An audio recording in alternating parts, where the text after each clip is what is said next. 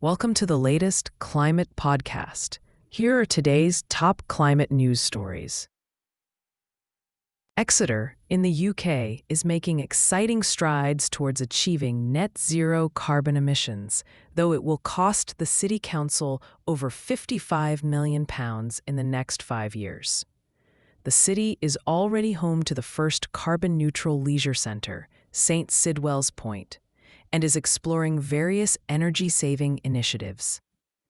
A recent study from the University of Exeter outlines the financial implications of these efforts, indicating that achieving maximum goals could reach up to £129 million. Local leaders view this as a golden opportunity, emphasizing the need for government support to help Exeter lead the way in sustainability. In South Asia, climate change is increasing the risks of floods, landslides, and heavy rains during the monsoon season. This situation poses significant challenges for countries like Bangladesh and India, where intense weather events can disrupt communities and agriculture. As climate patterns shift, it is crucial for these nations to adapt and implement strategies to mitigate the impacts of extreme weather. By focusing on sustainable practices and improving infrastructure, South Asian countries can work towards a safer and more resilient future, showcasing their commitment to tackling climate change head-on. A climate satellite called MethaneSat, funded by Jeff Bezos and others, has unfortunately gone dark in space, jeopardizing its mission to track global methane pollution. This powerful greenhouse gas, which is more potent than carbon dioxide, often escapes unnoticed from fossil fuel sources. Launched in March 2022 by New Zealand's space agency, MethaneSat was designed to quickly identify leaks from space, a task that previously took much longer using ground methods.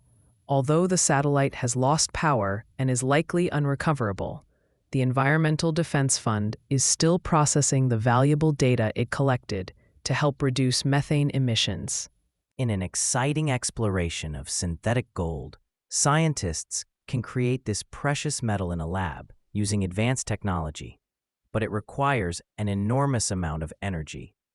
Most gold on Earth originated from cosmic events like supernovae, while methods such as nuclear reactions and particle accelerators can produce gold, they are highly inefficient and costly.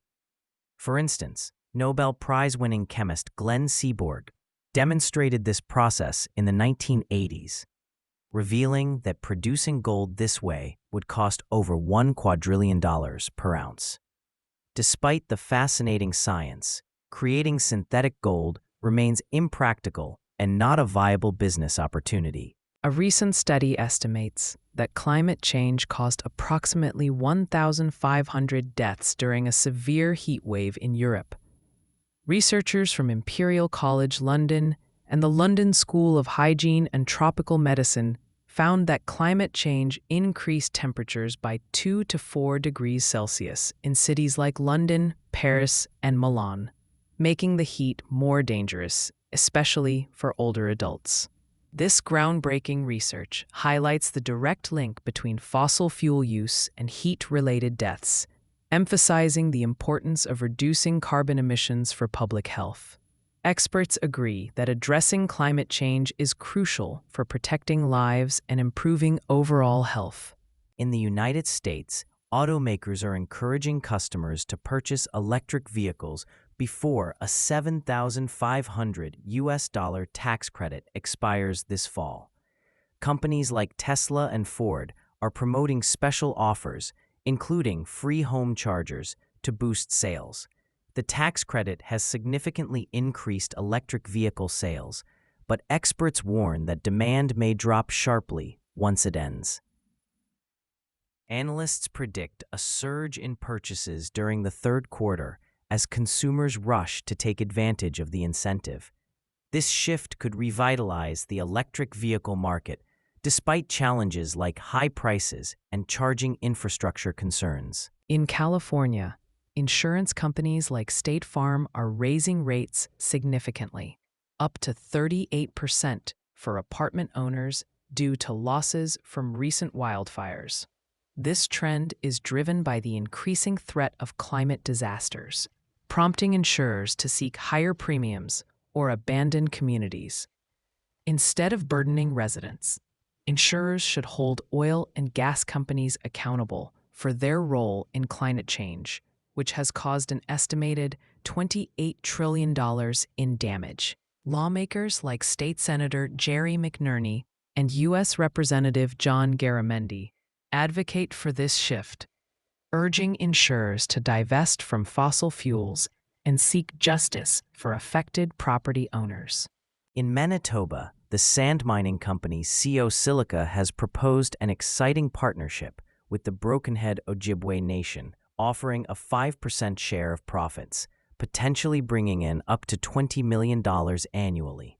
This initiative aims to provide significant financial benefits, including job training and educational opportunities for the First Nation.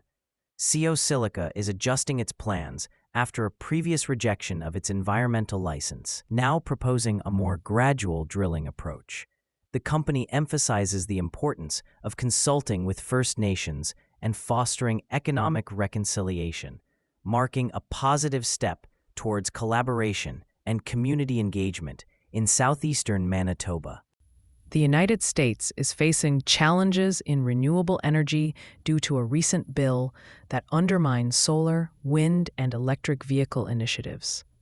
This legislation, supported by the Trump administration, could lead to higher electricity costs and job losses in the renewable sector. Meanwhile, China is advancing rapidly in clean energy production, significantly outpacing the U.S. in electricity generation. In Texas, solar power combined with battery storage has improved energy reliability, but the new bill threatens these gains. Experts warn that this could result in a 50% increase in electricity prices by 2035, benefiting China while harming American energy independence. Amberly McAteer, a columnist for The Globe, discusses how to talk to children about climate change in a thoughtful way. The realities of climate change, like heat waves, wildfires, and flash floods, can be daunting. However, McAteer emphasizes the importance of preparing kids for these challenges without causing fear. She highlights how parents are navigating these conversations, aiming to balance awareness and reassurance. By addressing climate change anxiety, parents can help their children understand the world while fostering hope and resilience. This approach encourages open dialogue, empowering kids to engage with the topic positively. For more climate news, make sure to download the Change Your Climate app from the Apple App Store or Google Play Store. Please note, these stories were AI generated from real news sources, which isn't always perfect. If you have any concerns or questions about the news contained in this podcast, please reach out to us. Thank you, and see you tomorrow.